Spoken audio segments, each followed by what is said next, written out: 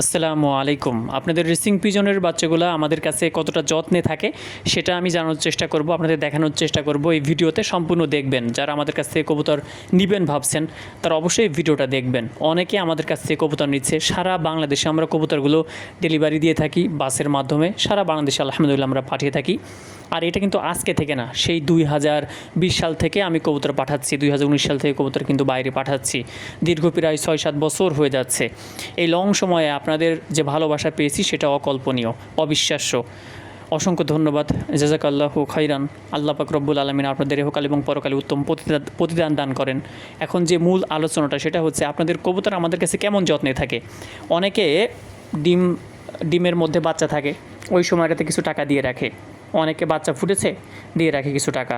অনেকে 1-0 পরের, ভাই আপনি কিছুদিন রাখেন, 5-7 দিন পরে নিব, তারা কিছু টাকা দিয়ে রাখে, অ্যাডভান্স করে রাখেন। আবার কি হয় যে আমি ডেলিভারি দিব 7 তারিখে, আমার প্রবলেমের কারণে আমি 3 দিন পরে কবুতর ডেলিভারি দিব, বা 5 দিন পরে আমাকে কবুতর ডেলিভারি দিতে হচ্ছে আমার সমস্যার কারণে। আমি বলে দিই যে ভাই আমি 3 দিন বা 4 দিন পরে এক কবুতর ডেলিভারি দিচ্ছি, আমি একটু সমস্যার মধ্যে আছি। আপনারা জানেন যে আমার মাদ্রাসা আছে, আমার বাচ্চাদের পড়াইতে হয়, আমার টিউশনি আছে, সব মিলায়ে পারিবারিক কাজ থাকে, সব মিলায়ে একটু পেরেশানির মধ্যে থাকি। সো যদি 1-2 দিন লেট হয়, আপনাদের কবুতরগুলো আমাদের কাছে কেমন যত্নে থাকে সেটা আমি আপনাদের জানাচ্ছি। এখানে যে বাচ্চাগুলো দেখতে পাচ্ছেন, এখান থেকে কিছু বাচ্চা, এখান থেকে সম্ভবত আপনার 1 পেয়ার, হ্যাঁ এখান থেকে 1 পেয়ার চলে যাবে আপনার সিলেটে, চলে যাবে হবিগঞ্জে। আরও 1 পেয়ার সবজি যাবে হবিগঞ্জে। মোট 2 পেয়ার হবিগঞ্জের এক ভাই আব্দুর রহিম ভাই, তিনি নিচ্ছেন আমার কাছ থেকে। আবার এদিকে চলে যাবে আপনার চট্টগ্রামে, চলে যাবে 2টা, 2 জায়গায় যাবে। একটা হচ্ছে আপনার চকরিয়া, সম্ভবত চকরিয়া কক্সবাজার, আর একটা হচ্ছে আপনার চট্টগ্রামে মূল, আপনার যেখানে মূল যে কেন্দ্র চট্টগ্রাম, ওইখানে। তো মোট 3টা, এই যে কয়দিনের মধ্যে ইনশাআল্লাহ ডেলিভারি দিব। তো ভাইয়াদের কবুতরগুলো পাঠাবো ইনশাআল্লাহ 1 থেকে 2 দিনের মধ্যে। এই কবুতরগুলো আমার কাছে যখন থাকে তখন আমার কবুতর আমি মনে করি, যতক্ষণ পর্যন্ত আপনার কাছে না পৌঁছাচ্ছে।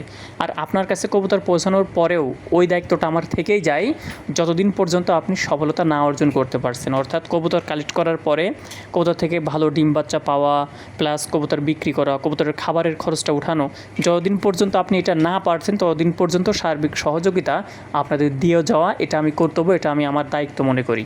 সো যার কারণে আপনাদের কবুতরগুলো খুব যত্নে থাকে, খুবই ভালো থাকে। 1-2 দিন অনেক সময় লেট হয়ে যায় আমার, ওই যে বললাম সমস্যার কারণে। এর জন্য অনেকে আপনারা পেরেশান হন।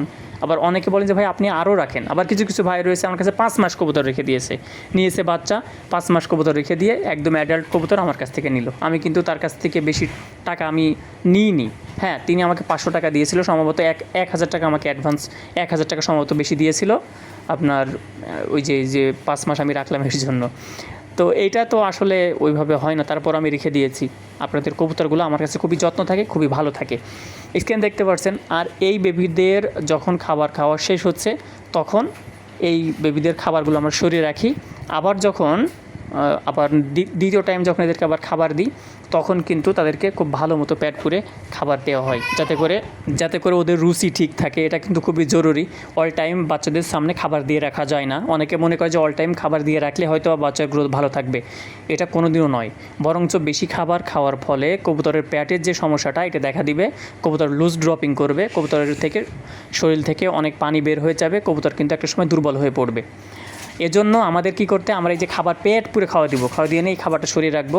আবার কিছু সময় পরে এসে যখন আমরা দ্বিতীয় টাইম কবুতর খাবার দিব, এই বাচ্চা 0 পরের বাচ্চাদেরকে আমরা 2 বেলা খাবার দিয়ে থাকি।